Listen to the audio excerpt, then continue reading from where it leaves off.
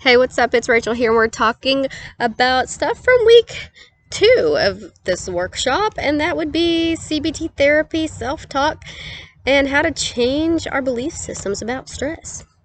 Well, I'm getting a little stressed out just thinking about the fact that I have to talk about all these subjects, but that's okay. I know my stress responses from the first week of the workshop. All right, let's get down to it. Locating our negative thinking. So how do we do that? Well, I like to think of locating negative thinking like catching a fish. Okay? You throw the reel in and then you just leave it alone. And that basically means you are just going to stay conscious, stay aware of the fact that you may have some negative thinking. Everybody does. It's okay. Doesn't mean anything bad about you. Look, just stay aware of the fact that you're going to be catching some negative thinking. Then, boom, go on throughout your day, living your life like a normal person. And all of a sudden, something will happen. I remember the first time I caught a negative thought of mine, I, dropped something on the floor, and I was like, ugh, and, thought, that I was stupid. I was like, oh, God, that was so stupid. And I was like, what? That was ridiculous. You're not stupid for making, a normal human mistake, right? So it was, a very negative thought that I had. And it was just like that. In a random moment, I was just becoming aware of the fact that I had the negative thinking, and then all of a sudden, boom, there it was, and I caught it. So a good way that you can catch a fish, right, is to know what kind of fish are out there in the pond to even be caught, right? Because you can't fish for a type of fish you don't know what you're looking for. You might have the wrong bait, right?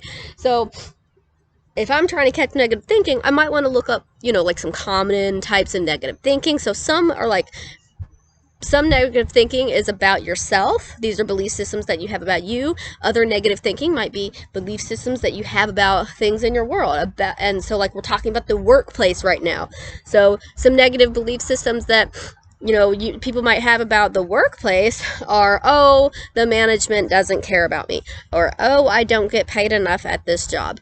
Things like that. So look for your negative thinking, and when you see it pop up in those moments, grab it, reel it in, catch it.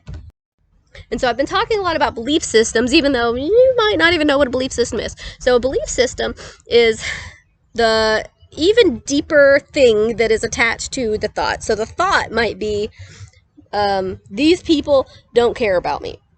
All right.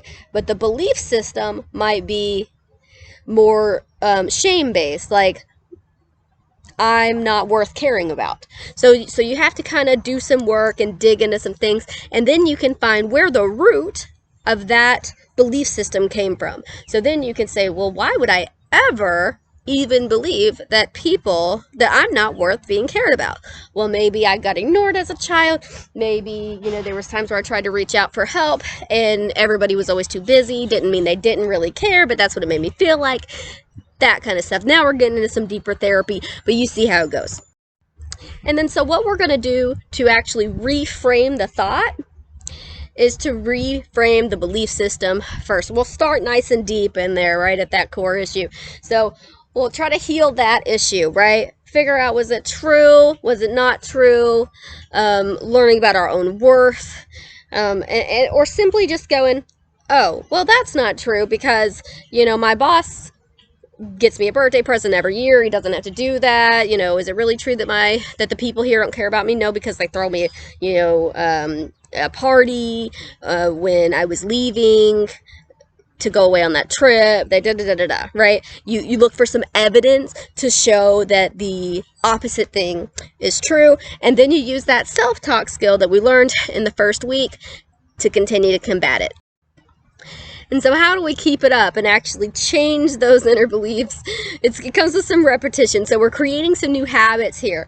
It means every single time the thing comes up, you have to do that work again and again and again to reframe the thought, switch it around, continue to use the self-talk, tell yourself the new things, because you can't change an entire deeply rooted belief system overnight. So that means you're not going to change your negative thinking overnight either. They're connected. But if you can work really hard to change the habit, that means every single time it's happening, do that work again.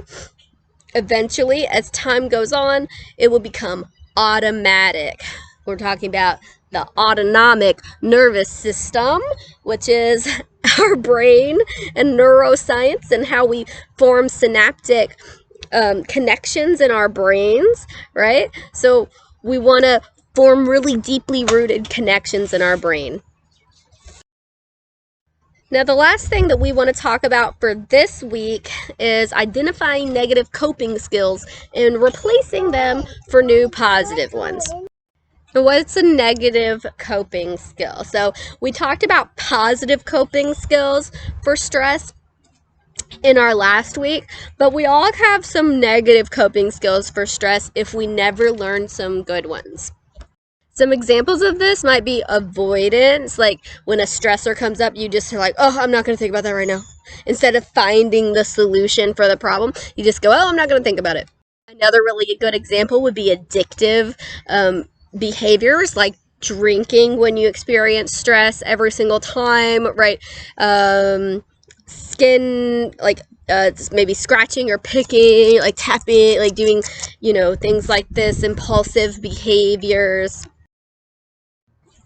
So that's something we want to become aware of too, because just like catching our belief systems, we're going to catch those negative coping skills and then work to replace them with a new coping skill. So we learned some positive coping skills in week 1.